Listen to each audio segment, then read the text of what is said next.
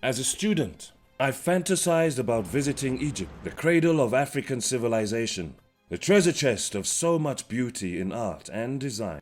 In spite of plunder by the colonialists, Egypt still is a country of fabulous wealth in ancient art and culture. I have always been anxious to see the pyramids, the Sphinx and the embalmed body of Ramesses II, perhaps one of the strongest pharaohs that ever ruled that country. From Addis, Oliver, Robert Rescher, who was to accompany me on the rest of my travels, and I flew to Cairo. I spent the whole morning of my first day in Cairo at the museum, looking at art, examining artifacts, making notes, learning about the type of men who founded the ancient civilization of the Nile Valley. My chief interest was to find out the type of men who founded the high civilization of olden times that thrived in the Nile Valley as far back as 5000 BC.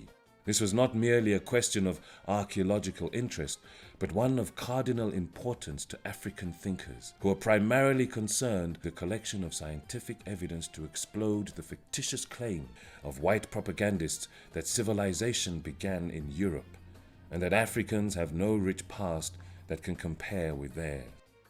In a single morning, I discovered that Egyptians were creating great works of art and architecture when whites were still living in caves.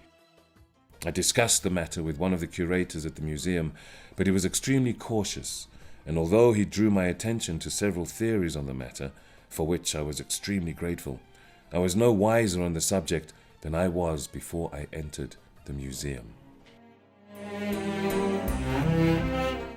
Later, Oliver took me to Giza, where we saw the colossal stone structure with its square base firmly planted on the ground where the sloping sides met at the apex, all done with mortar and giant blocks of stone, with which a monumental edifice was built, held in position by their own weight.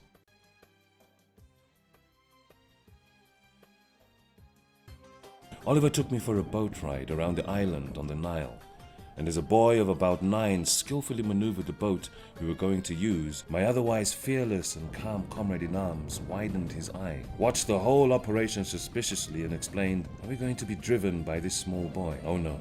At the same time, he stepped back and stood at a safe distance. But when an elderly man took the controls, we relaxed, and I thoroughly enjoyed the 1-hour ride on Africa's longest river.